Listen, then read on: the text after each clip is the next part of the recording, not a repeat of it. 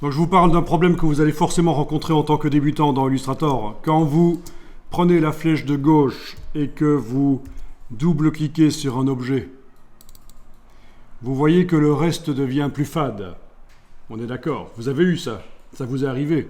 Vous avez découvert qu'il y a un fil d'Ariane qui apparaît là au-dessus et qu'il faut appuyer sur la flèche une fois, deux fois pour sortir de là. D'accord? Donc je vous le remonte sur une autre partie éventuellement. Quand on double-clique sur... Mais là, avec la flèche noire, il a tendance à passer sur le texte en mode texte. Mais ici, si je le fais sur le chien, voilà, le reste s'affadit. On est d'accord.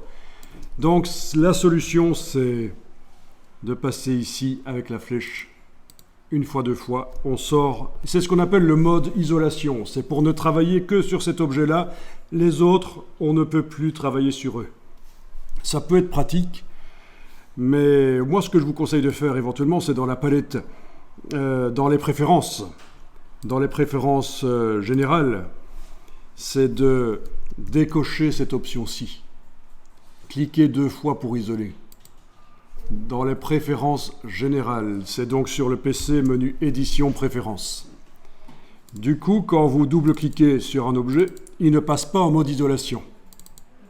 Et si vous voulez vraiment le faire passer en mode isolation, vous voulez travailler uniquement sur cet objet et en quelque sorte figer les autres, il faudra faire dans ce cas-là un clic droit, et dans le menu, il faudra demander isoler le groupe sélectionné ou si ce n'est pas un groupe, ce sera isoler le tracé sélectionné. Ça fonctionnera. Mais vraiment, vous ne le ferez pas par erreur, parce que, voilà, quand on est débutant, on a tendance à double-cliquer au lieu de cliquer. On passe en mode isolation. Ça m'étonne d'ailleurs que personne ne m'ait appelé pour ce problème-là. Vous aviez découvert que la petite flèche au-dessus vous permettait de sortir de là. Parfait.